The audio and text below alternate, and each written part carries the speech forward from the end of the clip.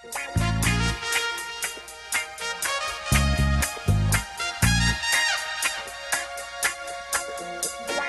darle la bienvenida a todos los que están acompañándonos el día de hoy. Estamos en una suerte de conversatorio porque ya el lanzamiento fue de Víctor Jara, Un canto comprometido, de Carlos Reyes y Rodrigo Olgueta.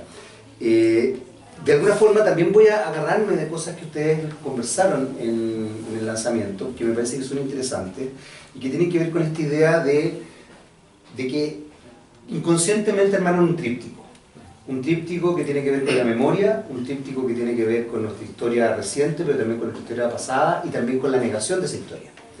Y han hecho una jugada que me parece muy relevante y es destacar a partir de la imagen y de la palabra, de dos maneras comunicacionales de recuperar esa historia, de recuperar la memoria, pero también de generar visiones de realidad a partir de elementos emocionales. Partieron con los años de Allende, después hicieron nosotros los Selknam y hoy día están con Víctor Jara, Un canto comprometido. ¿Qué tanta conciencia tienen de ese trabajo que ustedes desarrollaron, ya que ustedes mismos en el lanzamiento dijeron, nos dimos cuenta que habíamos hecho un tríptico? Hoy día, ¿qué tanta conciencia tienen de eso? Yo recuerdo, no sé si Rodrigo a veces tiene mejor memoria que yo, pero yo creo que ya cuando estábamos en el segundo libro, un día que estábamos conversando, como que salió esta idea, no sé si fue de él o de mí ese concepto, pero yo recordé... Yo tengo el recuerdo claro. Ya, yo recordé a Pierre Cristal. Yo recuerdo a Pierre Cristal, el famoso guionista francés a quien yo admiro mucho, y a Enki Bilal, que ellos habían hecho también una serie de libros que le pusieron un nombre, ahora no recuerdo, también los englobaron en un mismo título. Eran como fábulas modernas, no recuerdo cómo le llamaron, y que los tres títulos que tenían también eran muy políticos, pero desde la ficción. Cristal y Bilal son grandes figuras de la ciencia ficción francesa, de la bande dessinée francesa, y siempre hicieron libros que tenían una mirada desde la ciencia ficción política, pero también hicieron historieta política ficcionada también. Recuerdo uno muy bueno, que es Las falanges del orden negro, y otro que también hablan de la especie de la utopía más comunista en la Rusia, ¿no? Con todos los entredichos de espías, asesinatos y qué sé yo. Entonces ahí, seguramente en algún momento también pensé esta idea, bueno, estamos haciendo algo, si Cristal y Bilal hicieron libros y después le pusieron un título, cuando los hacían no tenían ese concepto y crearon una especie de trilogía, o no sé qué, en nuestro caso es un tríptico, le decimos, una serie de números, ¿por qué nosotros no podríamos hacer lo mismo? Y no sé si Rodrigo puede aportar más en esa dirección. Sí, no, yo tengo el recuerdo claro. Sí, yo creo que ahora que lo voy a comentar, Carlos va a decir, ¿verdad? No lo creo. No suele suceder. No suele suceder, es Nosotros, al contrario. Con Carlos nosotros partimos, partimos trabajando juntos, conocíamos nuestros respectivos trabajos en Heredia Detective. Luego de Heredia Detective comenzamos a trabajar en el proyecto del Dr. Mortis. Yo comencé a dibujar una novela gráfica que se llamaba El Origen, con otro guionista. Y en un momento... enterando de esas cosas. Pero en un momento, Carlos lo invitaron a realizar un taller de cómic en la ciudad de Los Vilos. Entonces teníamos que viajar, de verdad. No sé cómo, ahora recordando, estuvimos viajando varios meses, casi todos los fines de semana, nos íbamos muy temprano el sábado, en la mañana, para llegar a Los Vilos a mediodía, a las 12, para hacer el taller a las 3 de la tarde. Y luego hacíamos el taller 3, 4, 5 y nos tomábamos el bus de vuelta de La Serena, perdón, de Los Vilos a Santiago, 6 de la tarde. Entonces yo estuve con Carlos... Arriesgando nuestras vidas. ¿Sabes? Sí. Yo estuve con Carlos 2 horas y media viajando, 2 horas y media... O sea, era prácticamente cada taller eran 5 horas con de Carlos viaje al lado de Carlos. Y ahí es donde comenzamos a conversar. Yo le decía, ¿sabes qué me gustaría hacer? Una especie de historia de la infamia. Y ahí comenzó esta idea. No recuerdo nada de eso. Porque a raíz del 2009, que yo lo dije también en la presentación, el 2009 como fue la exhumación de Víctor Jara, y bueno, yo participé en la exhumación, yo estuve ahí, lo que está dibujado ahí, yo lo viví. Entonces dije, esta historia hay que contarla porque es una historia infame. Y resulta que a los pocos meses, tal vez, yo ya estaba terminando El Origen, Carlos Rafael López Girard lo invita a hacer Los años de Allende. Y de ahí comenzó esta idea de la infamia. Nosotros lo conversamos varias veces ese concepto. Podía llamarse La historia de la infamia en Chile, podría, bueno, emulando un poco el libro de Borges, pero ahí comenzó esta idea. Pero nos vimos ya nosotros los Cerna, dándonos cuenta que se estaba concretizando, se estaba cristalizando ese proyecto que estaba etéreo todavía. Sí. Quiero quedarme con esta idea de la infamia, que me parece que es bien interesante y que efectivamente se traduce en los 3 libros, y quizás en el asesinato de Víctor Jara es donde más fuertemente se puede observar, fundamentalmente porque es muy reciente. Y quizás algo de la infamia también es el no abarcar la memoria. Es bastante infame la negación de un hecho. Es doloroso, pero además es traumático. Es como profundizar el trauma. Desde ese punto de vista, cuando ustedes se meten en esto, evidentemente hay situaciones complejas que los obliga a rememorar y probablemente a reivindicar. Yo recuerdo, el año pasado me tocó estar en el estadio de Víctor Jara a raíz de justamente el festival que se hace de arte y cultura. Y conversando contigo, Rodrigo, me contaste cosas que habían pasado en el estadio y de hecho gracias a ti supe dónde habían asesinado a Víctor Jara y todo. Y es sorprendente porque a pesar de que es una fiesta ese festival, hay un dejo de infamia que está en el ambiente. ¿Cómo se vive eso también? ¿Cómo se vive cuando se trabaja eso, ¿no? Bueno, la pérdida consciente de la memoria, en este caso por un país o por un sector del país, es una infamia. Justamente la injusticia es otra infamia. Una justicia que llega, como dijo un famoso juez chileno, una justicia que llega 50 años tarde ya no es justicia casi, ¿no? Imaginemos lo que pasa en la familia Jara Turner en todos estos años, ¿no?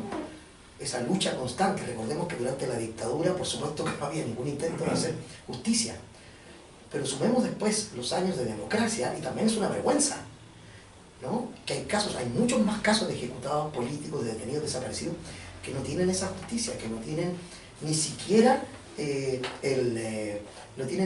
un juicio aún.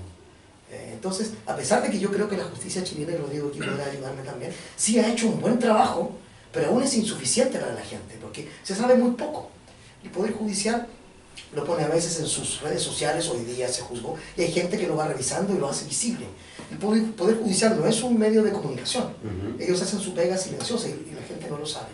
Pero todas esas cosas, el no hacer justicia, el querer olvidar cosas que pasaron, y hacernos creer que las cosas pasaron de otra manera es infame, ¿no es cierto? Pisotear a los demás es infamia.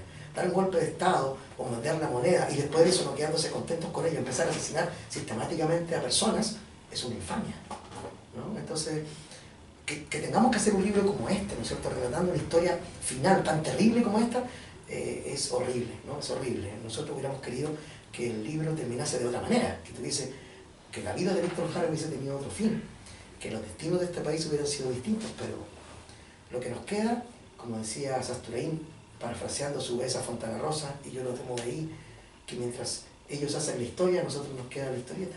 Sí.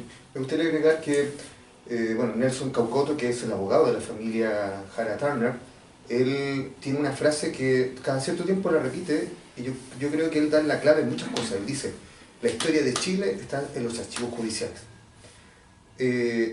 Como dice Carlos, el Poder Judicial, y esto lo ha dicho incluso en televisión, el fiscal nacional lo dijo en un momento, ellos no son los encargados de educar a la población. Ellos no tienen la vocería para explicar los casos, pero constantemente se están haciendo juicios. Todos los días hay juicios, todos los días hay sentencia. Entonces, ahí es donde están los artistas, están los periodistas, están los historiadores que tienen que bucear en esos archivos judiciales y de ahí sacar información si quieren trabajar estos temas. También, bueno, es verdad que todo lo que son textos legales tienen un metalenguaje que el ciudadano común no estamos acostumbrados. Entonces hay que acostumbrarse a leer esos textos, pero son muy valiosos también. Entonces una de las cosas que tiene este libro es que nosotros trabajamos con archivos judiciales del caso de Víctor Jara. Pero también hay un elemento, y quiero agarrar nuevamente lo que acaban de decir, que el lenguaje que ustedes manejan es un lenguaje que permite llegar de verdad a toda audiencia. O sea, un niño puber, digamos, puede leer la novela gráfica y la puede entender, e incluso los pasajes más violentos están desarrollados de manera tal que son absolutamente incorporados, digamos, pueden ser incorporados por un niño de 10, 12 años. Y también, más adelante, hay algo que ustedes acaban de mencionar que es sorprendente, porque efectivamente el Poder Judicial ha logrado ir desarrollando cosas. Sin embargo, la estructura social, cultural y comunicacional hace que este tipo de cosas no se sepan. Y ustedes están cumpliendo con un rol desde ese punto de vista. Sí.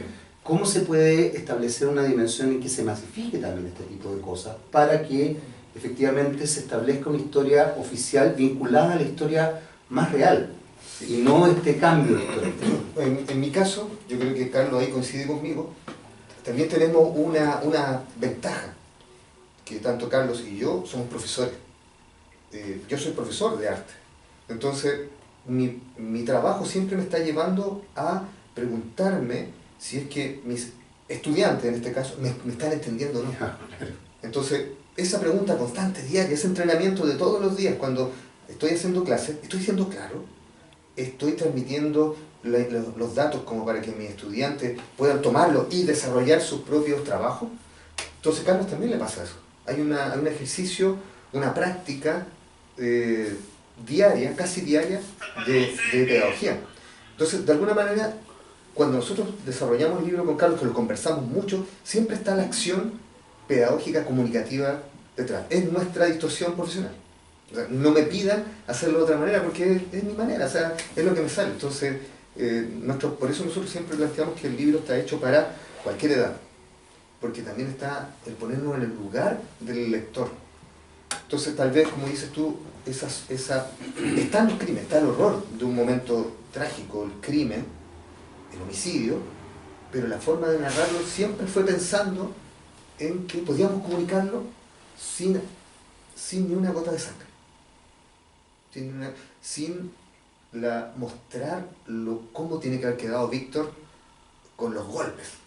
O sea, los hematomas en la cabeza son impresionantes, cómo queda el rostro deformado. O sea, no era necesario llegar a ese hiperrealismo como para que quede claro que hubo mucha violencia. De hecho, tú hiciste una jugada gráfica que la aplicaste el otro día, que quizás la gente no sabe, que efectivamente desarrollar una dimensión más caricaturesca de la realidad con momentos más reales dentro del trabajo. Sí, justamente el planteamiento estético del libro tiene que ver con cambiar el nivel, lo que se llama el nivel de iconicidad, que es la distancia que hay entre el realismo y la abstracción, este nivel sintético un poquito más abstracto, justamente para suavizar y alejarnos algo, un grado del realismo.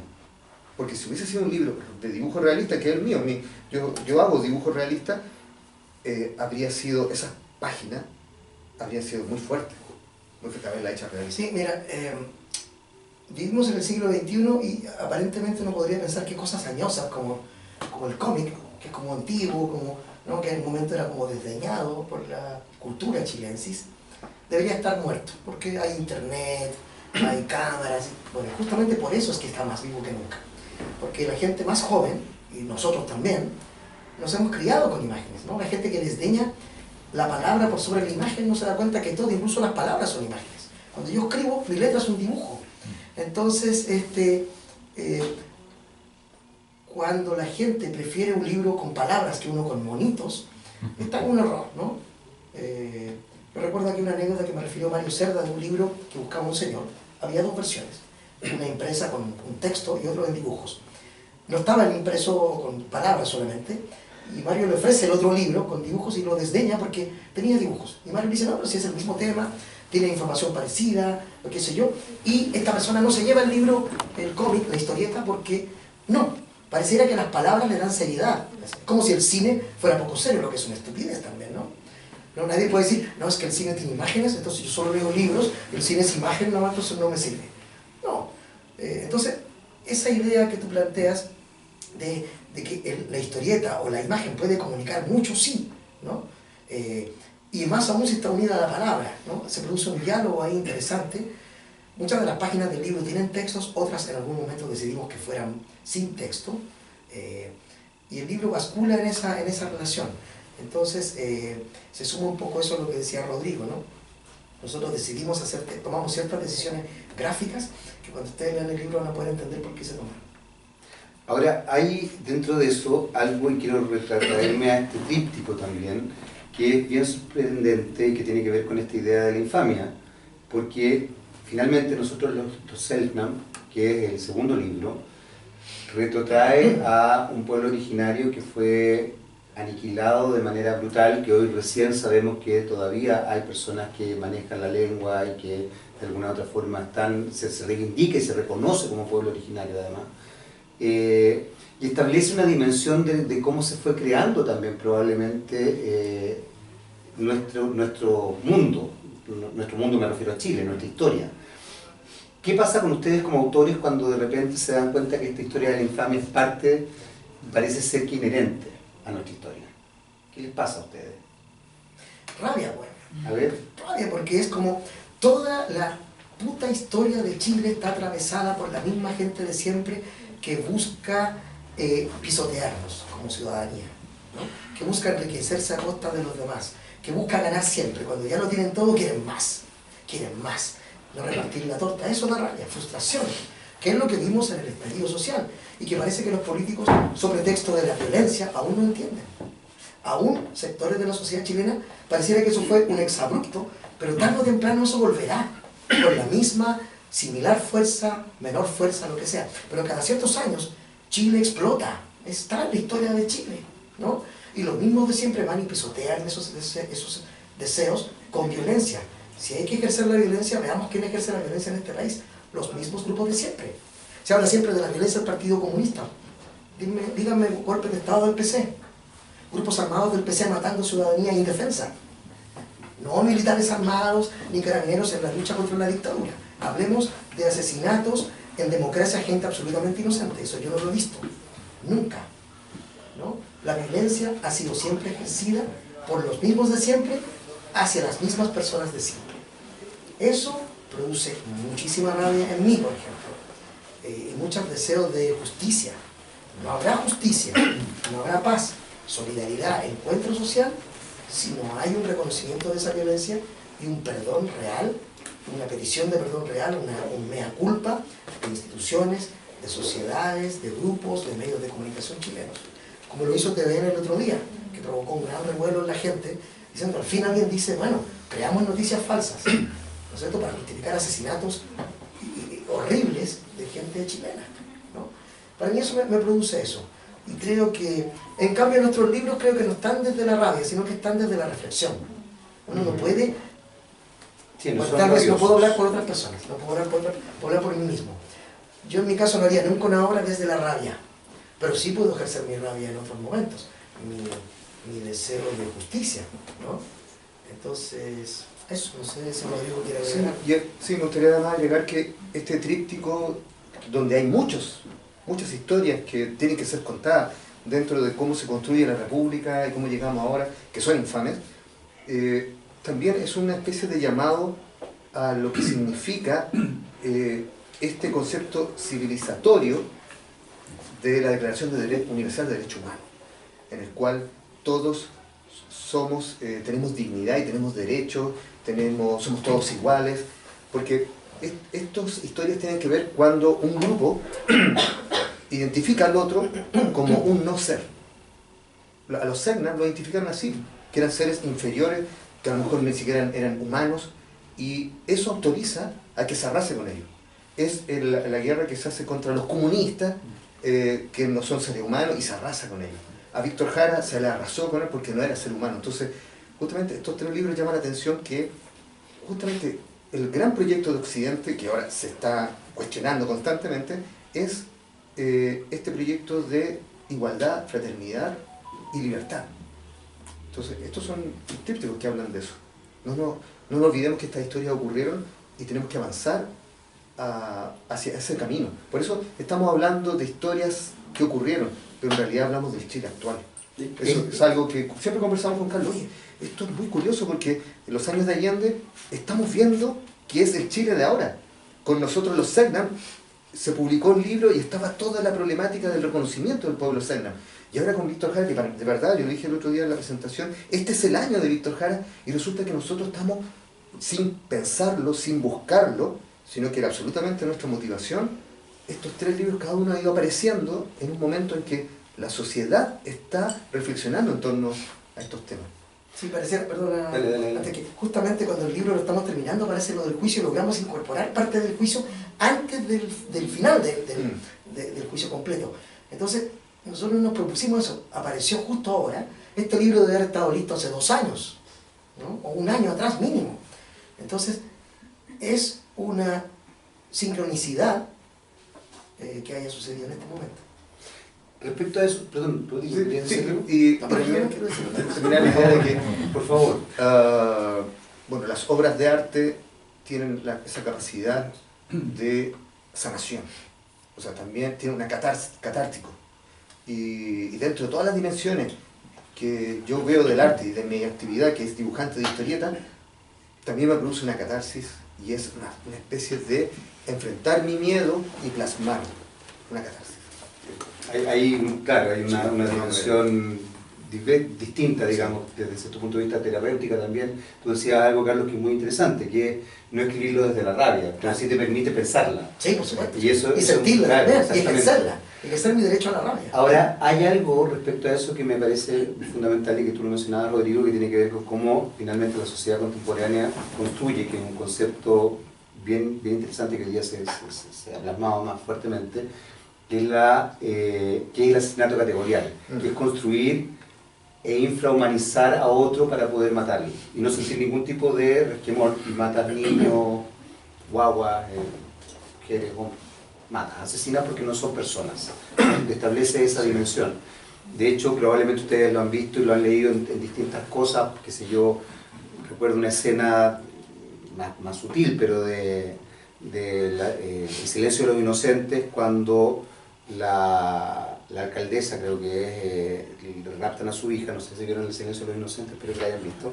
Y si no, spoiler, deberían haberla visto. Ya cagaron, ya Claro, es muy bien, exactamente, así que si no la vieron, da lo mismo. Bueno, hay una escena que es muy interesante porque esta mujer le raptan a su hija y entonces ella empieza a hablarle al asesino y le empieza a hablar con nombre y apellido y le dice, mi hija hace tal cosa, tiene animales, bla, bla, bla. Y la detective dice que inteligente ella porque está humanizándola. Para el asesino va a ser más difícil matarla si es que está humanizada. Bauman también describe el asesinato categorial en varios libros y de hecho Manuel Guerrero también habla del asesinato categorial de manera muy fuerte. Es potente darse cuenta, y ahí es donde yo también traigo esta historia al presente, darse cuenta que hoy día también se establecen dimensiones vinculadas al asesinato categorial. ¿Qué es lo que les pasa a ustedes cuando se enfrentan a esas realidades que están plasmadas en la historia pasada, pero están presentes hoy día? Ahí aparece nuevamente la rabia, aparece el deseo de justicia. Es una manera de hacer justicia, es una manera de decirle a la sociedad que aquí ocurrió algo terrible. Y bueno, los tipos están siendo enjuiciados, pero durante 30 años no se hizo nada con Víctor Jara. Eso es impresionante, eso es una de las cosas que a mí me impresionó cuando fue la exhumación en el año 2009. Por eso el libro parte con ese momento. Se colocó la placa el 19 de septiembre del 73 en el nicho que está en el cementerio general y esa placa no se volvió a abrir hasta el 2009. Y no se había hecho nada. Hasta que un conscripto fue quien cuenta, al parecer por la presión del mismo, su misma conciencia lo estaba presionando, él se atreve a hablar, romper este pacto de silencio. Y con su declaración, el juez de la Corte de Apelaciones de San Miguel ordena la exhumación del cuerpo. Y ahí entregó información valiosísima de cómo había sido asesinado. Antes no se tenía claro. Entonces, también es un acto de justicia, de demostrar lo que ocurrió realmente. Es potente eso que acaba de mencionar Rodrigo, porque en definitiva, ¿cómo vamos a lograr nosotros descubrir cosas en función de este pacto de silencio que además todavía no se quiebra, a menos que se quiebre el individuo? Sí.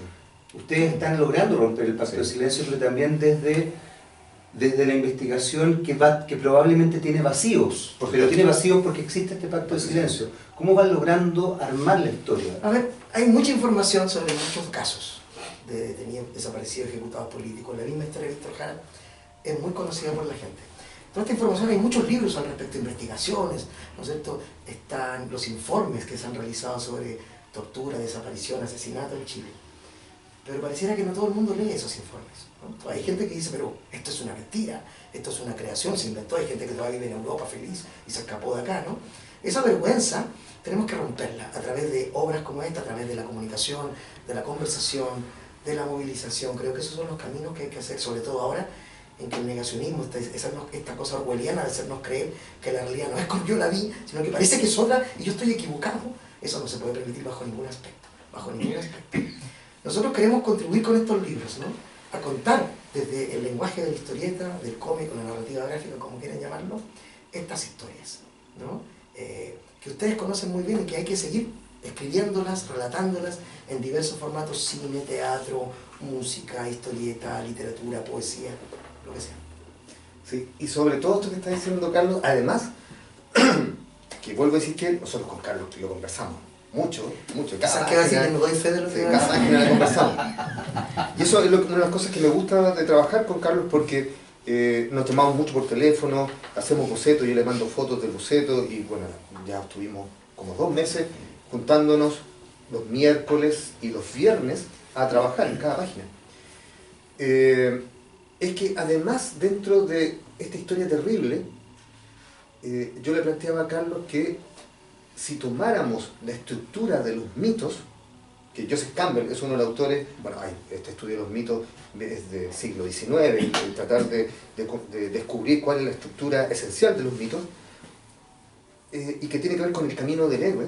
Si tomáramos el héroe que tiene que exiliarse, el héroe que tiene que ir a hacer un trabajo solitario y apartarse de la sociedad, que aprende algo en ese viaje y después vuelve a la sociedad para enfrentar al monstruo que está acosando a la aldea y que viene con ese vellocino de oro y luego tiene que inmolarse y trasciende, etc. Todo ese camino del héroe que lo utilizan en las películas, vaya, con Víctor Jara tomamos la plantilla y calza.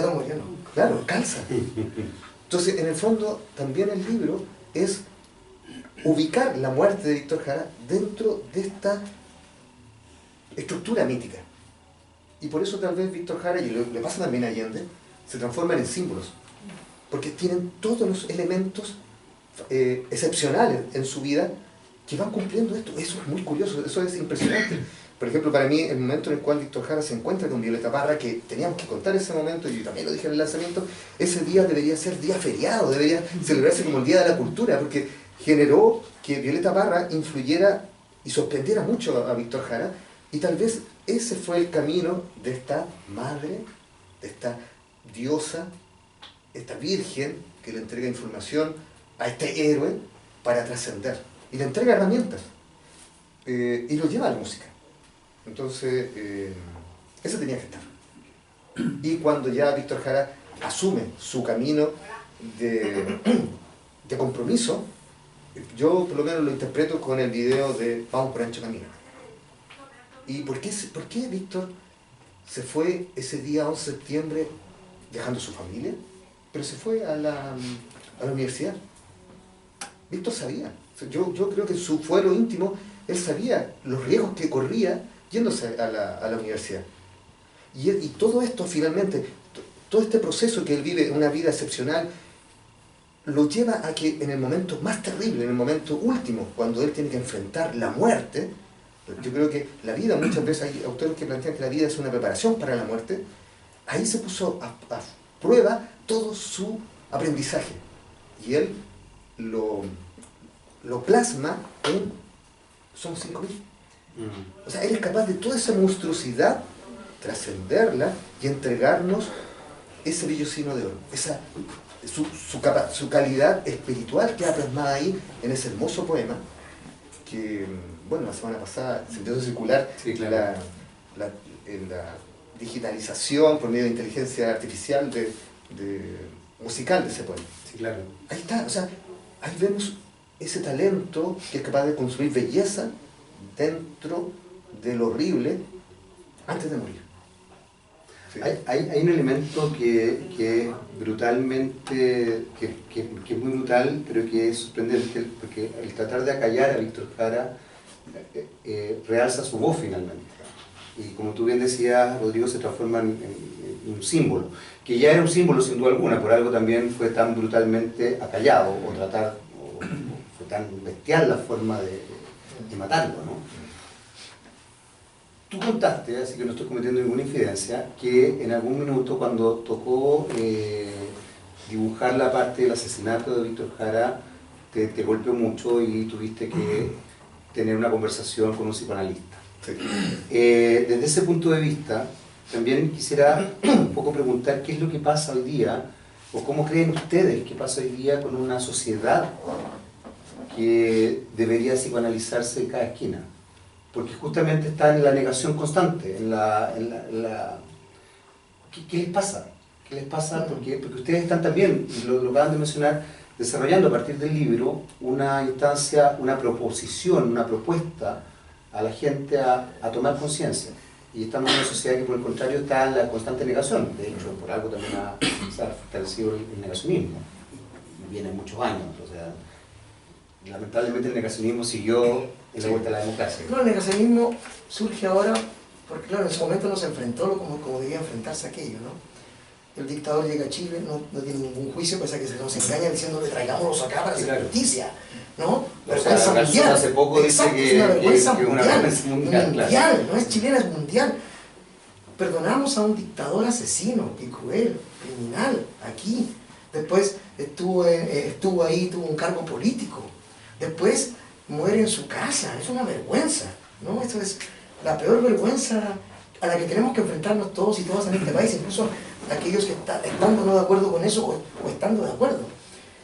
Yo quería pensar un poco, claro, pensemos que estamos hablando de un personaje popular, famoso, Víctor Jara, y con él, 50 años después de una justicia más que tardía, ¿qué pasa con aquellos que no son famosos, que no son Víctor Jara, ¿no? Que son ese joven, ese niño, esa mujer, ese hombre más anónimos, de los que hoy día a veces uno retiene un par de nombres y qué sé yo? Esa me preocupa a mí mucho también. Sí. Y esta idea de un país que no enfrenta, que gente que todavía en televisión, en los medios, todavía no se menciona a dictador Augusto Pinochet, no es pronunciamiento militar, es dictadura militar, genocida, asesina, ¿no es cierto? No, estamos hablando de eufemismos. Ladrón, exacto, corrupto, todo. Claro. Estamos haciendo eufemismos para no pisotear, para no dañar al otro. No, la única forma que yo he aprendido en mi vida, cuando he tenido problemas graves con alguien, es que la única forma de poder solucionar los problemas es hablando con el otro o hablando con la otra. Cuando yo me he dado cuenta que ya no doy más y necesito hablar con alguien y contar cosas que para mí son importantes, solo la conversación honesta, directa, sin tapujos, es lo único que me ha podido salvar.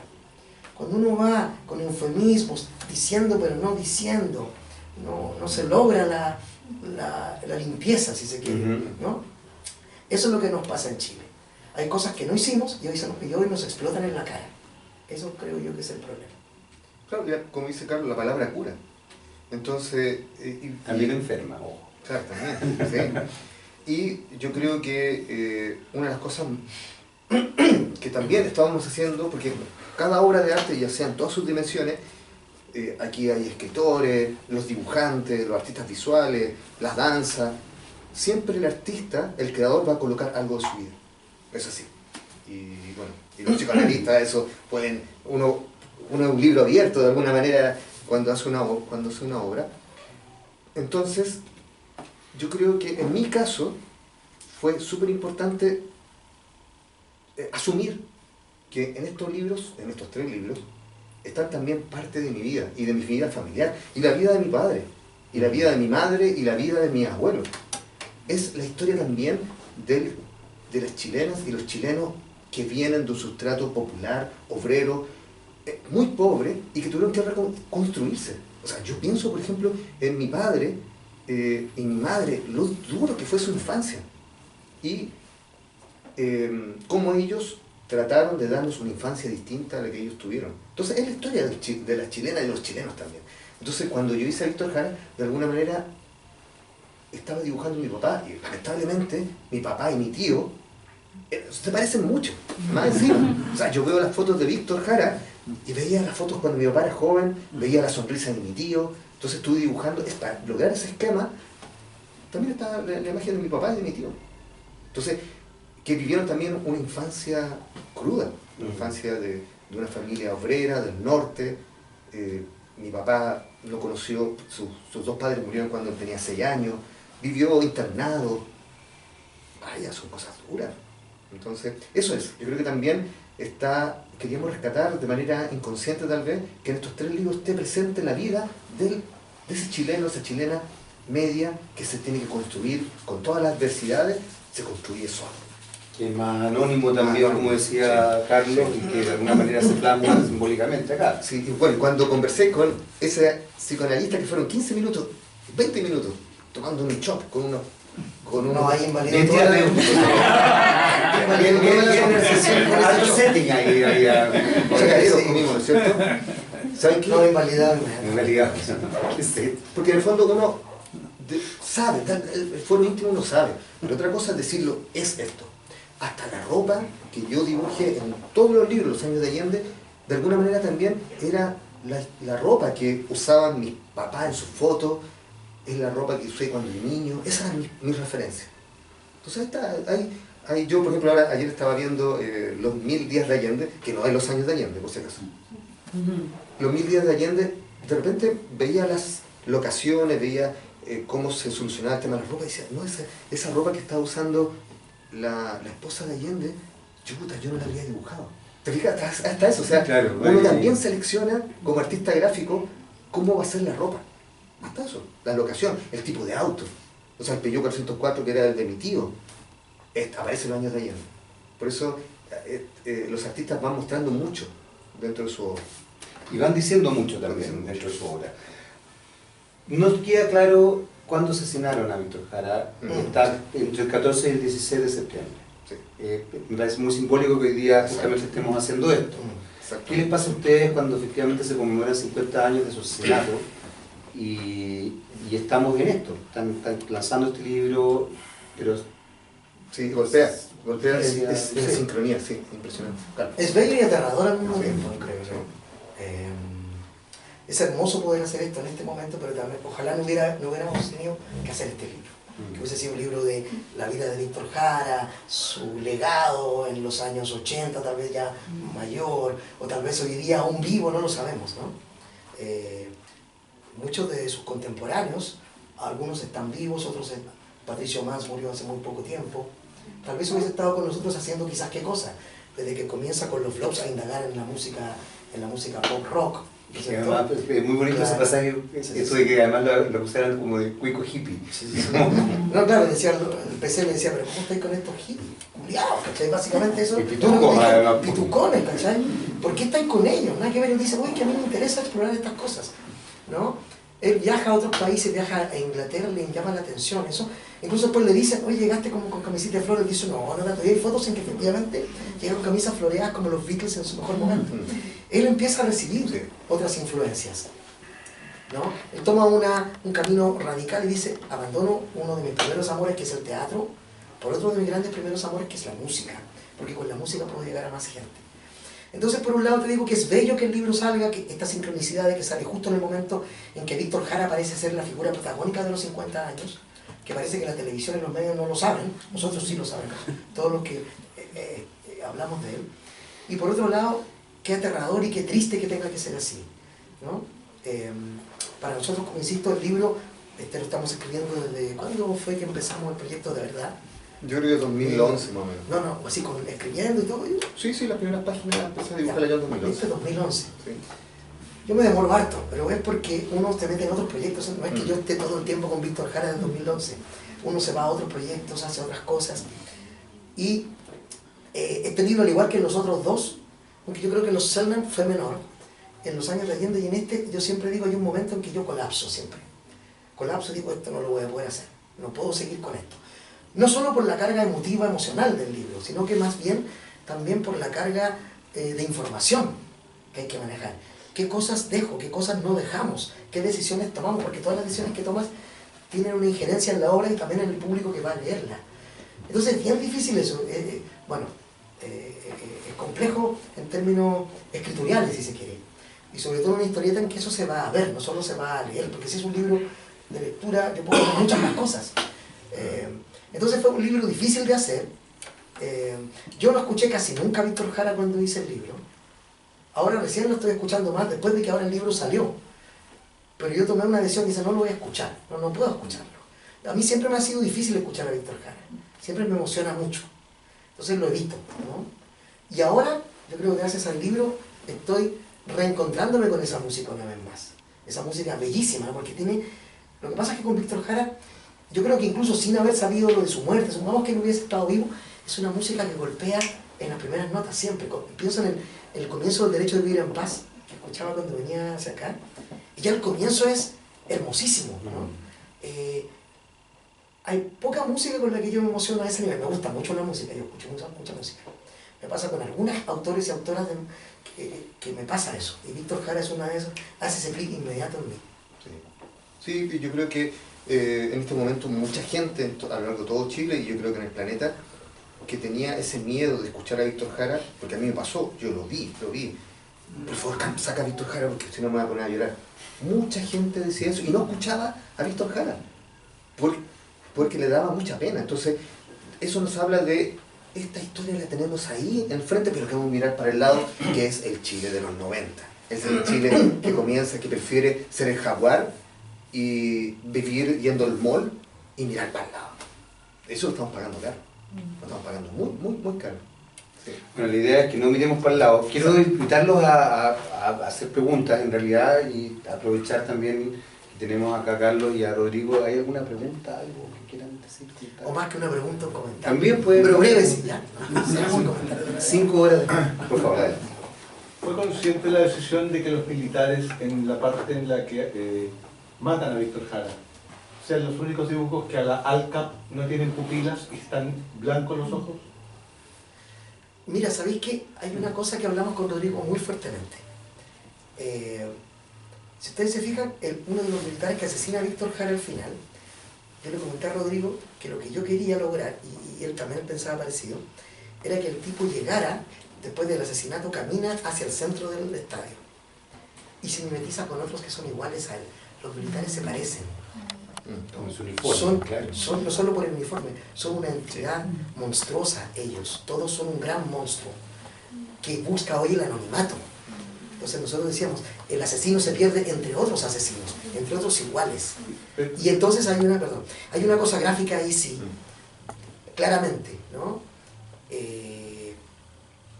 Tomamos esa decisión, ¿no?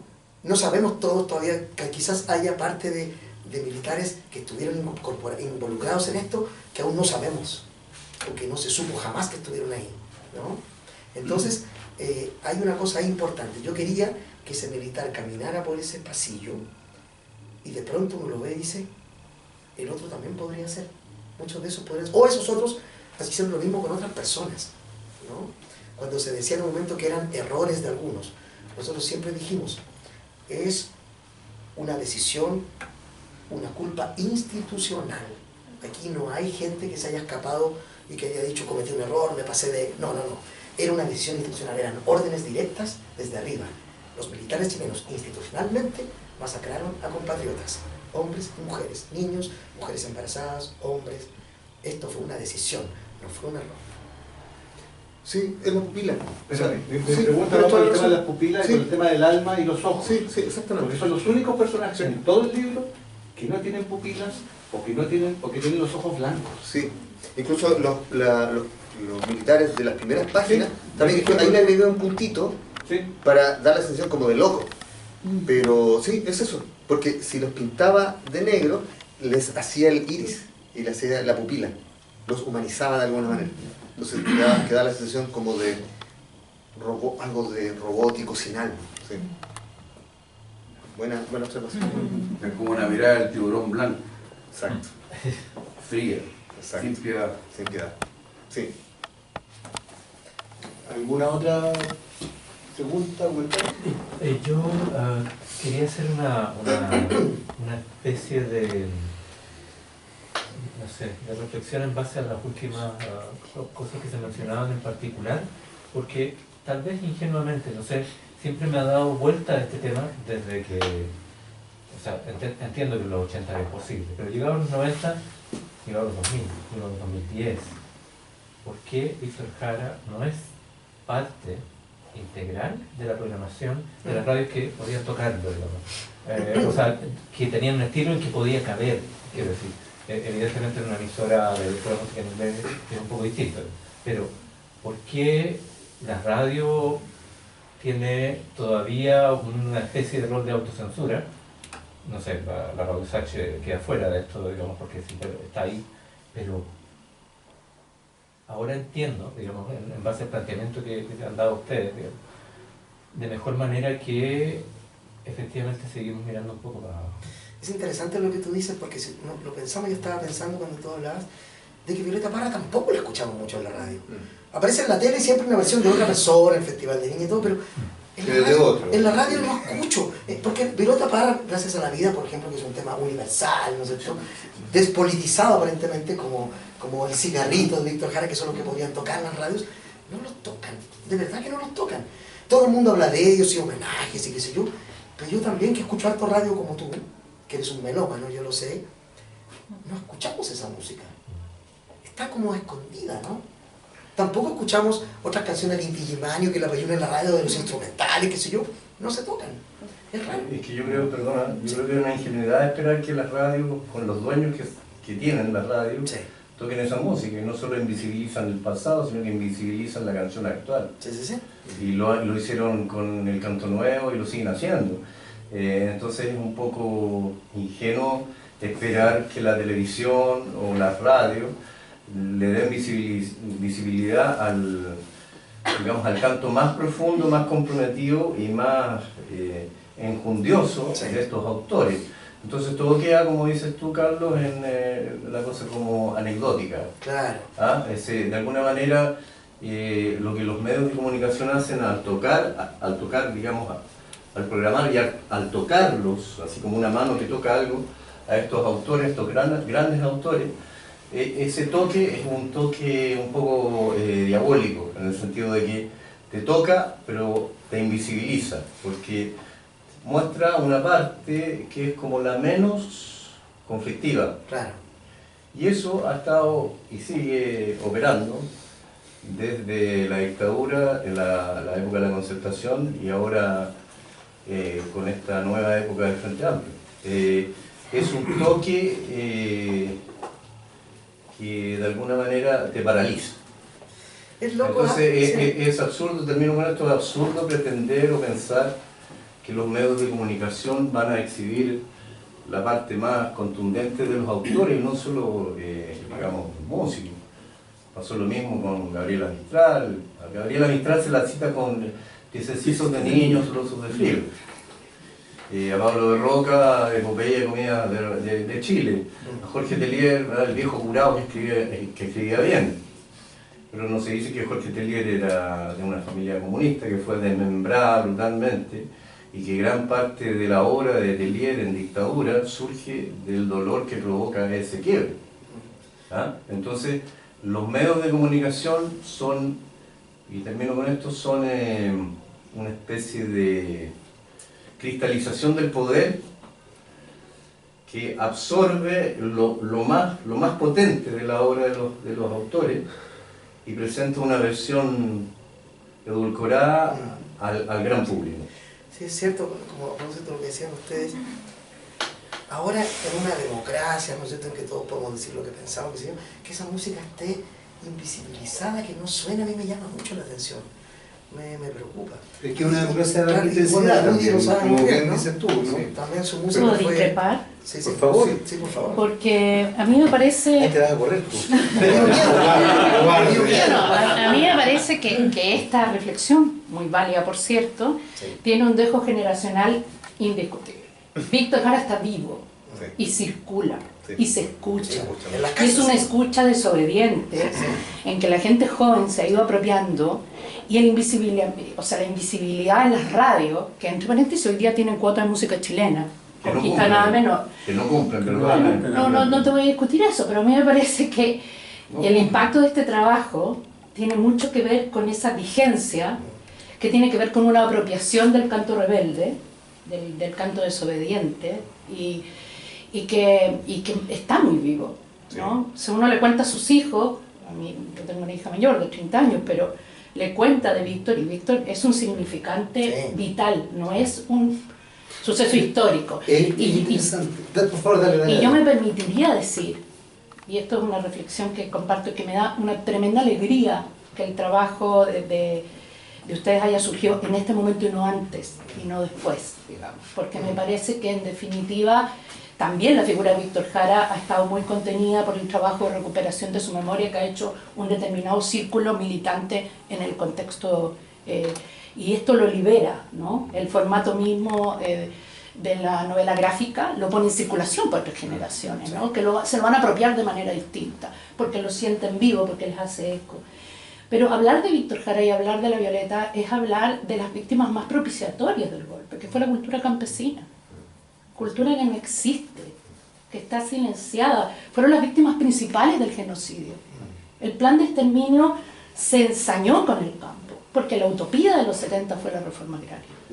Entonces uno dice, qué bueno que Víctor se ha escuchado, porque ese campo desaparecido, toda esa cultura tan rica, que hoy día no existe, porque no existe, sea en realidad una pregunta, porque yo creo que la gran potencia de Víctor es que plantea la pregunta, ¿no?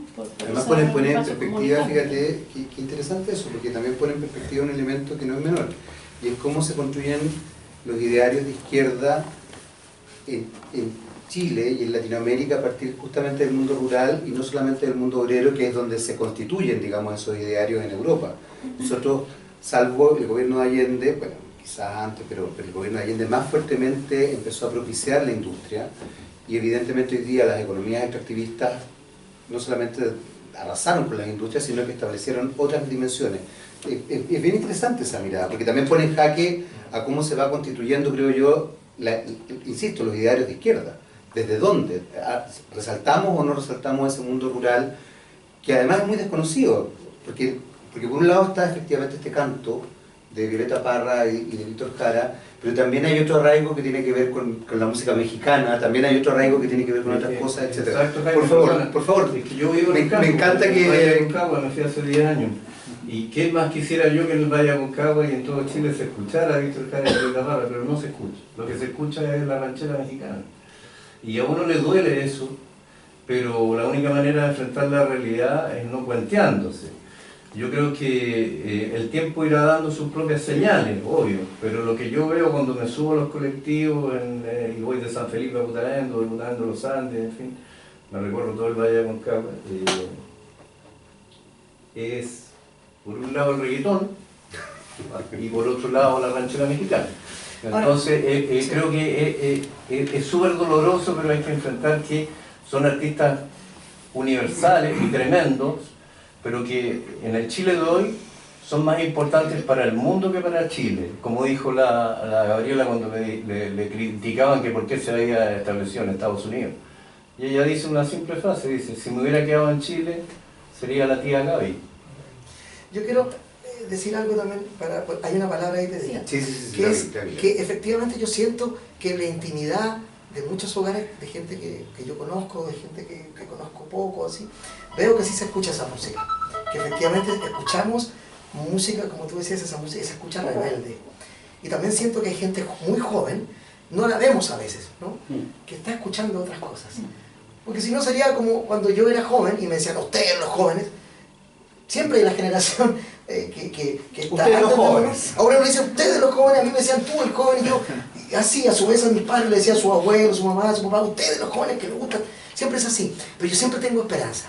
De otro modo, nunca estaríamos aquí, no habríamos, no, yo siempre creo que siempre, a pesar de que lo que no vemos o lo que vemos, hay ahí algo latente, hay una esperanza. De otro modo, no veo un futuro auspicioso. Yo creo que sí, a pesar de todo lo que se ha dicho, a pesar de todo lo que hemos vivido, a pesar de todo el dolor, la injusticia, el sitiquerío, el eufemismo, todo lo que hemos estado diciendo ahora, yo lo firmo hoy día, lo decreto, para mí siempre hay esperanza y siempre habrá alguien. Sin duda, alguien pero la escuchando esperanza verdadera es la que está fundada en la contemplación certera y sin cuentearse de la realidad.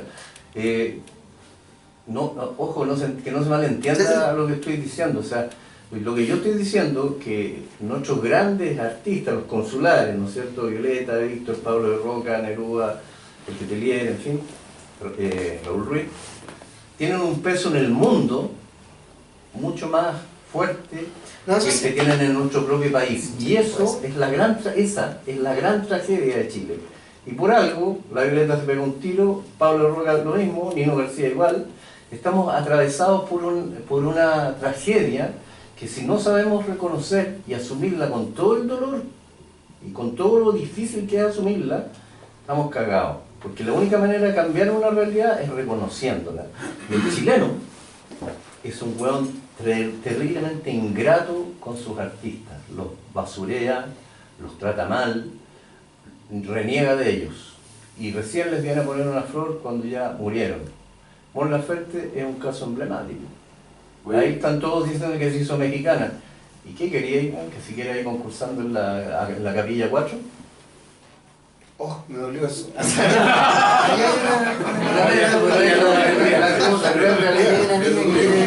perdón. Ahí hay una Por favor. No fue nada personal, Jaime. Jamás. Siempre por favor. Siempre. No, para nada. Me refiero a la estructura, ¿no? La pega, la pega. Yo quería igual como reivindicar un poco la música actual, que tal vez no nos gusta a nosotros, o tal vez sí, pero que viene desde el hip hop, del rap, desde el reggaetón, desde el trap incluso, que es desde una memoria súper poblacional, que es de la violencia que viven las poblaciones actualmente y desde las vivencias que viven las poblaciones, desde la delincuencia, desde los balazos, desde los fuegos artificiales, desde correr en los pasajes, desde muchas cosas violentas que se viven en los pasajes, que se viven en las poblaciones, que se viven actualmente y que a veces, como esta izquierda un poco más vieja, como desde la dictadura, dice como, no, es que esa música como que no tiene ningún contenido social y la desprecian un poco como comparado a otras músicas como la folclórica o como las canciones de Víctor Jara o las canciones de Violeta Parra, y empezamos a despreciar un poco músicas actuales que escuchan los adolescentes, que escuchan las juventudes, que bailan las juventudes, pero que hablan de temas súper profundos, que hablan temas como de sexualizar a las mujeres, que hablan de temas de violencias, de narcotráfico, de pistola, y que a veces nos cuesta conversar también incluso, no sé, yo soy profe, pero nos cuesta conversar con los estudiantes o nos cuesta conversar con si son nuestros hijos o si no son nuestras hijas, pero que los despreciamos un poco. Y a mí eso, voy a hacer un comentario un poco impopular, pero que las izquierdas un poco más tradicionales a veces nos cuesta como despegar ese diálogo de cómo vive la adolescencia o cómo las adolescencias viven la memoria a través del hip hop, a través del rap, a través del trap, sí, incluso a través de la guaracha, como no ponemos en discusión ni en diálogo de qué significa el consumo de drogas actualmente, por ejemplo. Sí, las problemáticas de la violencia de la policía en torno al consumo de drogas. Por ejemplo, que el consumo de drogas y la delincuencia es como hay que exterminarlos, hay que apalearlos, hay que crucificarlos, hay que ponerles una luza en un árbol y pegarles hasta matarles. Y no ponemos en discusión esas temáticas que son súper relevantes en la actualidad y que estamos hablando de una violencia que es transversal, una violencia que viene incluso desde antes de la dictadura con la pobreza. No somos aporofóbicos. Sí, yo estoy de acuerdo. Y que ahí hay una temática y un diálogo que tenemos que reabrir y comprender también a las juventudes de qué es la música que les gusta y qué es lo que escuchan, a pesar de que a nosotros no nos guste, o que no la bailemos, o que no la compartamos, o que sintamos que es poco política, pero qué es lo que escuchan y cómo hacemos ese vuelco de que en realidad que hablen de las drogas, que hablen de los tacos, que hablen de la violencia, de que hablen de consumo de drogas, de que hablen de la misoginia, de que hablen de sexualizar a las mujeres constantemente, es un tema actualmente en la adolescencia y es un imaginario que se forman las adolescencias actualmente, ¿sí? Las adolescentes actualmente es como si bailo reggaetón y si soy buena moviendo el culo, bacán, porque me van a mirar. Pero ¿cómo trazamos esa línea de este imaginario del deseo a decir, esto es una memoria y esto es una cultura que tenemos actualmente y es la música que tenemos actualmente, con el sinónimo de violencia? ¿Qué es un sinónimo o es un concepto que podemos transversalizar? Pero que, Pero perdona, que a si no hay veces- una música... No hagamos diálogo, por favor. Yo quiero decir que efectivamente yo he escuchado música nueva y en todas las músicas hay música buena y mala. Yo entiendo lo que dices tú. A veces la música no es lo que queramos, hay música que habla desde dentro de sí misma. Es decir, sexualizo a la mujer porque me gusta. Y otra de esa música que dice está malo sexualizar a la mujer. Por ejemplo, ¿se dan ambas vertientes? Siempre se ha dado. Siempre hay un cantor o una cantora que habla algo interesante y otro que está atrapado dentro de ello y habla desde dentro. Y eso también es interesante. Yo creo que siempre, y ahí está mi esperanza también, ¿no? Yo recuerdo cuando yo era joven, ¿y cómo escuchas esa mierda? Y ahora todos escuchan la mierda que yo escuchaba cuando era joven. Se hizo universal. Se hizo universal. ¿Se acuerdan? Se hizo universal. Y siempre es así. Yo creo que en todas las artes, siempre, en los libros, en la música, en el teatro, habrá alguien que se criticará en un momento y luego se descubre ese alguien, es una voz interesante. Ahora quizás estamos muy encima para descubrir quiénes son los grandes en esos otros nuevos estilos de música. Hay que, en mi caso yo tengo que alejarme un poco más. Mi hijo escucha cosas muy modernas y me muestra cosas. Y algunas de ellas son malas y otras son muy buenas. Entonces, yo creo que esa es una discusión abierta y podemos hacer una mesa después sobre la música contemporánea. Yo tengo dos Allá arriba, acá y observaciones arriba. al respecto. La primera de que sí se escucha a Víctor Jara y todos los artistas chilenos en medios de comunicación, pero no los estándar que ustedes nombraron. Porque hay mucho Instagram, hay mucho YouTube, Ares, que es una aplicación antigua, muy antigua, de verdad, de descarga de música, y los más descargados fueron artistas chilenos y folclóricos.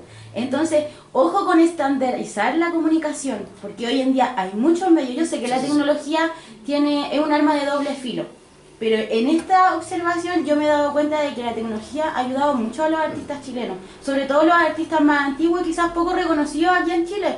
Pero la verdad es que los niños y los jóvenes saben del folclore gracias a esas plataformas. Entonces, sí, eso en primera observación. Y en lo segundo, ustedes dijeron varias veces que estos libros son para niños de 10 años o de 12 años. A mí me gustaría...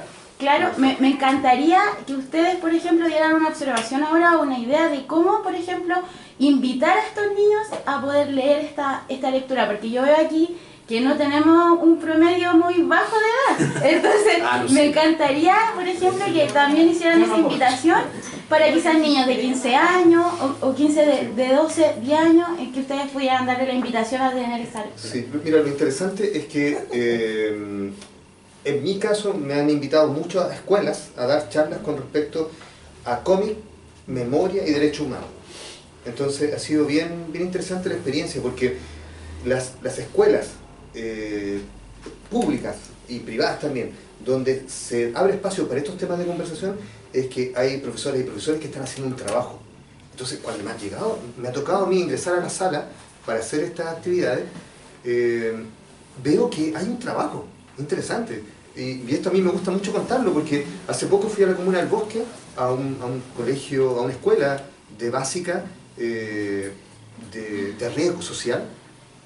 Hice unas charlas sobre cómic, derechos humanos, donde estaban estos 3 libros, se estaban conversando, y era de 5º básico, 6º y 8º básico. Era tan pequeñita la escuela que cabían todos en la biblioteca. Una biblioteca también chiquitita. Y yo personalmente como profe nunca parto con una pregunta. A mí no me gusta provocar, yo provoco de otra manera, porque creo que todas las clases hay que iniciarlas con una provocación. Pero con una pregunta no es mi método, no me siento cómodo. Pero le dije a la profesora aquí, ¿sabes qué? Voy a partir con esta pregunta, que nunca la hago. ¿Qué son los derechos humanos? Al tiro.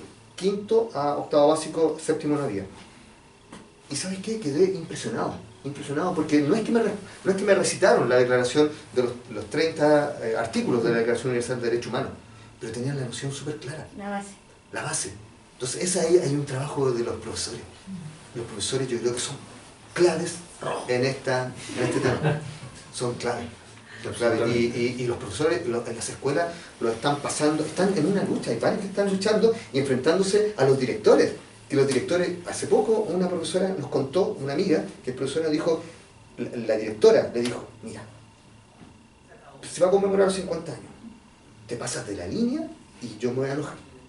La jefa le dijo a la profesora, te pasas de una línea, aquí tienes que, incluso le dijo esto, tienes que mostrar el otro lado. Entonces los profesores están ahí. Sí. Respondiendo a tu pregunta, claro, en una charla como esta, Vicente no va a venir porque se va a aburrir. Pero en las firmas sí aparecen niños, niñas de 10 años, jóvenes de 18, 19, eso sí lo hemos visto mucho, y niños que quieren saber cosas. Oye, quiero comprar este libro porque yo no sé nada de esto, nos decían de Allende. Y lo compraban los niños con dinero de ellos, llegaban directamente sin sus padres y madres. Sí, los niños y niñas leen mucho más de lo que pensamos, no siempre leen lo que uno quiere. Pero, ¿cómo lee un niño este libro? ¿Cómo lo encuentra? Pásaselo. Cuando vea esto, que los niños y niñas les fascina más el dibujo que a los adultos, que lo desprecian aún. Como si el imago fuera más importante que o sea, que el logos fuera más importante que el imago, que la palabra es más importante que la imagen. Para los niños y niñas, todo tiene el mismo estatus de importancia. ¿Qué es eso? ¿El estatus? No, otra cosa. No, si lo expliqué. La imagen y la palabra. La gente sabe más de lo que tú crees. No subestimamos a nuestro público. Los niños y niñas van a los lanzamientos, mucho. A estas charlas que van a venir sean un aburrimiento, yo no quiero esto. Yo quiero estar... No, los niños y niñas. Yo encuentro que es súper relevante que la historia también se les pueda contar a los niños, independiente de que sea muy cruda, muy dolorosa. Es súper importante porque hoy en día, por ejemplo, ustedes mismos dan la observación de que a veces se miraba para el lado y todo. Los niños y los jóvenes no tienden a mirar hacia el lado. Esa es una generación que está muriendo, la que es mirar hacia el lado. Entonces, los niños vienen con otro ímpetu. Es lo mismo que para ellos el amor y la justicia. Para ellos no es completamente importante, no es transversal, no importa de qué ni de quién. Pero es para ellos único. Entonces es súper bueno que nosotros también como generación también paremos el hecho o el prejuicio o lo mismo, por ejemplo, si es música buena o si es música mala o si es lectura buena o lectura mala, tenemos que parar también nosotros nuestros propios prejuicios para que nuestros hijos no sean la misma generación que nosotros o quizás con el mismo dolor que nosotros tenemos. Y no estoy diciendo de que para eso uno tiene que opacar la justicia o la historia, no es eso, pero también pensar en ellos y decir, ellos quizás nos van a dar la justicia que nosotros tanto queremos o tantos proclamamos. Sí. Así que yo los felicito a hacer algo así que sea como transversal para el público. Sí, antes de que se nos empiece a acabar el oxígeno. Que se nos acabó el oxígeno. Yo quiero decir que cuando compren libros como este o de otros compañeros y compañeras que hacen historietas, regálenlo o ofrézcanlo como cualquier libro. Esto no es diferente, este es un libro con dibujos. Tiene historieta, es otro formato, es otro lenguaje. Cuando uno va al teatro, lleva a alguien al cine o regala un libro, uno no hace, oye, te voy a regalar esto, pero ¿sabes qué? Tiene dibujos, disculpa. No, regálenlo, traten a la historieta como cualquier otro libro que ustedes, o cualquier otro producto artístico, cualquier otro artefacto artístico, nada más. Atrás tiene una niña, una comentaria con alguien más. La niña. Que no veo una mano nomás. Sí, bueno, quería agradecer por lo que están comentando y me sumo también al comentario respecto a los profesores. Bueno, yo soy profesora, también invitamos a Rodrigo y a Carlos en su momento, ella Carlos y yo a Rodrigo. Y hablamos también con varios estudiantes. Entonces también comentar que los chicos están leyendo los libros, están esperando Víctor Jara, de hecho. Para el otro año la lectura obligatoria. Y también entregarle la respuesta a la chica que está aquí adelante mío respecto a la mediación que se hace con las temáticas, respecto también a las metáforas que ustedes entregan a través de los dibujos, las frases. Siempre hay algo especial dentro de los libros que hemos encontrado que ustedes han hecho y que los chicos se hacen preguntas al inicio, durante y después de la lectura, o sea, la reflexión también que ustedes dejan y entregan, a ellos también los hace despertar este interés por seguir hablando de estos temas. Nosotros también tenemos dentro del colegio en el que trabajamos una clase particular para hablar del libro. Entonces, más allá de cómo se entrega la información, es cómo hacemos que estos mismos chicos reflexionen y analicen esta temática y estos hechos en particular porque sucedieron. Más allá de que sea también ficción, que mezclemos un poco, es súper importante también entregarles el mensaje de que esto se está hablando. Se va a hablar del libro de Víctor Jara, se está hablando de nosotros los Selknam, se está hablando también de los años de Allende, y dentro de todo también entregarle este mensaje de esperanza, de que nosotros estamos haciendo la pega. Y de alguna manera, en historia, aquí mi compañera al lado, lenguaje, estamos también entregando como expandiendo el mensaje, que le llega a miles y miles de estudiantes, porque llega al estudiante, le llega a la familia sigue conversando, etc. Entonces eso, tengo una pregunta también, es que también como, ¿cuál es el mensaje que ustedes le entregarían de este libro a los estudiantes que lo van a leer? A ver, yo tengo un problema con los mensajes. Cuando yo hago un libro, o incluso una pregunta, no pienso nunca en una vocación pedagógica, en absoluto. Es cierto, el profesor se mete cuando uno dice, ¿se entiende esta secuencia o no se entiende? Ahí sí. Uno quiere ser claro para que la gente te entienda, que no haya dubitación en el mensaje entregado, en el contenido. Pero a la hora de los mensajes, no sé, yo creo que cada uno leerá el libro y tendrá su propia visión. No, a mí no me gusta dirigir la visión porque es lo que me pasó a mí. Cuando niño me dejaron leer lo que yo quisiera, ver las películas que yo quisiera, y ese soy yo hoy día, digamos, gracias a que mi familia me permitió todo aquello, digamos, leer a Kafka cuando no podía leer a Kafka, leer todos los libros que leí, Henry Miller muy joven, ¿no es cierto?, una lectura más erótica, ¿no? Y yo devoraba todos esos libros como un gran libro. Creo que eso es lo que hay que hacer. Mi único mensaje es ese: dejen que los jóvenes escuchen la música que quieran, lean lo que quieran, se están construyendo. Uno cuando se construye va armando de retazos, de películas que vio, se va construyendo, eso es todo. Pero yo no es que esté opinando distinto a Carlos. ¿O sí? Claro, porque seguimos sí, pero yo tampoco la actitud pedagógica, pero yo sí tengo muy claro, y yo uso un principio que Rudolf Arnhem, el teórico de la percepción visual, lo plantea constantemente en sus libros. Es una frase súper bonita que yo la uso y la reuso. Mientras más sabes, más ves. Es decir, Arnhem lo que hace es decir, más sabes, más ves por la percepción, pero podría ser, mientras más sabes, más escuchas. Mientras más sabes, más degustas. Mientras más sabes, más puedes tener apreciación auditiva. Mientras más sabes, percepción táctil. Entonces, el conocimiento también permite que uno perciba más. Entonces, de alguna manera, yo cuando doy las charlas, y yo, bueno, di una charla de nosotros los Selknam. ¿Cuántos estudiantes habían en ese momento? ¿Unos 100? ¿70? Más. Sí, también, harto de mi Fue maravillosa esa charla. Yo estaba ahí. No me acuerdo de nada. De hecho, no estaba. Carlos fue online. La mía fue online, entonces había 1000 personas. Sí, entonces, yo lo que hago es, de alguna manera también, yo soy profe, pero también soy artista. Entonces entrego elementos para que los lectores puedan apreciar más también mi mensaje, pero no orientándolo, sino que también que haya una libertad, porque finalmente cada obra viaja sola, es como una especie de botella que entrega o que manda uno al mar con un mensaje, pero uno nunca sabe dónde va a llegar y cómo se va a apreciar. Y esa es una de las maravillas que tiene el arte, que también, y en este caso la historieta, que para mí es arte, incluso yo creo que el cerebro humano funciona como se lee una historieta, a ese nivel incluso. Pero bueno, eso ya sería una clase. Eso es como ya debatible, ¿eh? Entonces, no vamos a debatir. Pero después de la pausa volvemos. A las 9 volvemos, estamos hasta las 12, podemos estar acá. Yo vamos a cerrar este conversatorio. Quiero agradecerles que hayan venido, la verdad es que se llenó. Sí. Y nada, y quiero quedarme quizás un poco con lo último, con estas reflexiones. Fíjense que partimos hablando de Víctor Jara, partimos hablando de un tríptico, terminamos hablando de música, de cómo educar y de todo lo que significa eso. Y quizás esa es una de las gracias que tiene cualquier instancia artística, en este caso Víctor Jara, un canto comprometido, que ayuda a conversar, a reflexionar y finalmente a desarrollar distintas opiniones. Muchas gracias, un aplauso para nosotros.